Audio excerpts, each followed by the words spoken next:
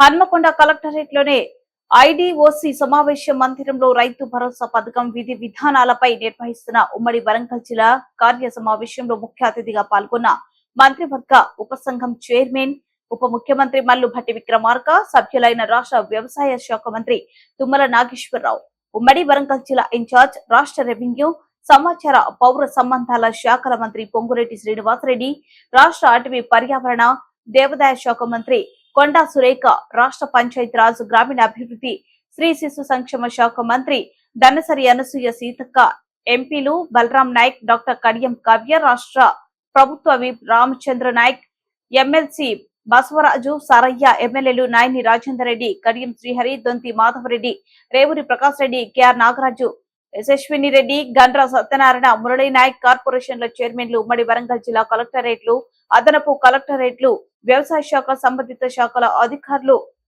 ఇతర వర్గాల నుంచి మంత్రివర్గ ఉపసంఘం అభిప్రాయాలను సేకరిస్తున్నారు.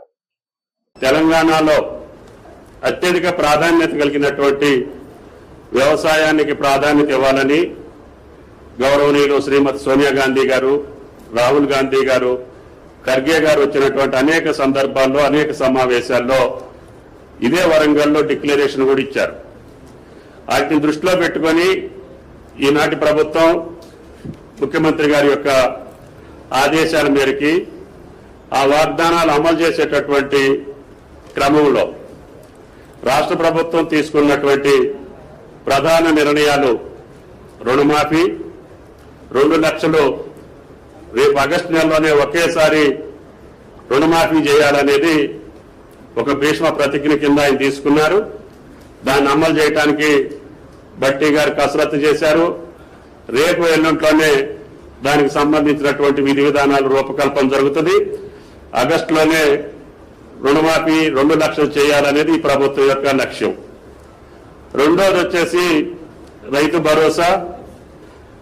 గతంలో రైతు బంధుగా ఎన్నికల ముందు అయితే మనం పార్లమెంట్ ఎన్నికల సందర్భంలో రైతుల యొక్క కోరిక మేరకి 7,562 కోట్లు ఒకే రోజు రైతుల యొక్క ఖాతాలో జమ చేశాం.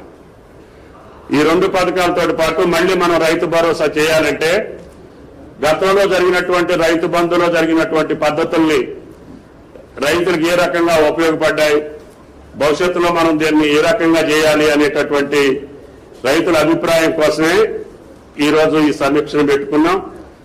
కాబట్టి దయచేసి రైతులందరూ కూడా రైతు భరోసాను ఏ రకంగా చేస్తే సామాన్యులకి, చిన్నకారు సన్నకారు రైతులకు ఉపయోగపడుతుందో ఈ సమావేశంలో మీరు వెల్లడించాలనేది ప్రభుత్వం యొక్క కోరిక. దీని తర్వాత ముఖ్యమంత్రి గారు ప్రభుత్వం పంట యొక్క బీమాను కూడా ఇవ్వాలని చెప్పి ఇన్సూరెన్స్ కంపెనీలతోటి రాష్ట్ర ప్రభుత్వం సంప్రదింపులు జరుగుతూ ఉంది. అతి కొద్ది రోజుల్లోనే దాన్ని కూడా ఫైనల్ చేసి గతంలో పంట నష్టం జరిగితే మనకి ఏ రకమైనటువంటి సహాయం వచ్చేది కాదు. ఈ సంవత్సరం కాంగ్రెస్ ప్రభుత్వం రేవంత్ రెడ్డి గారి నాయకత్వంలో అకాల వర్షాల వల్ల నష్టపోయినటువంటి వాళ్ళందరికీ కూడా 10,000 రూపాయల చొప్పున ఇవ్వమని చెప్పి ప్రభుత్వ ఆదేశ ప్రకారంగా వ్యవసాయ శాఖ దాన్ని కూడా నిర్వర్తించింది.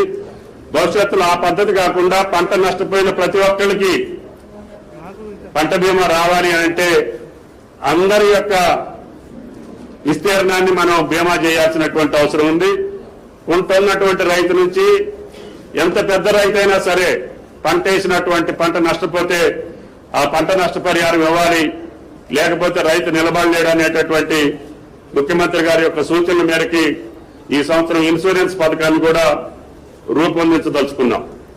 ఈ రకంగా గతంలో ఉన్నటువంటి అప్పులు తీర్చుకుంటూనే విత్తనాలు కానీ ఏ కొరత లేకుండా, ఎరువులకి కూడా ఏ కొరత లేకుండా ఈ ప్రభుత్వం రైతులకు సర్వసన్నద్ధంగా అన్ని కార్యక్రమాలు పూర్తి చేసింది.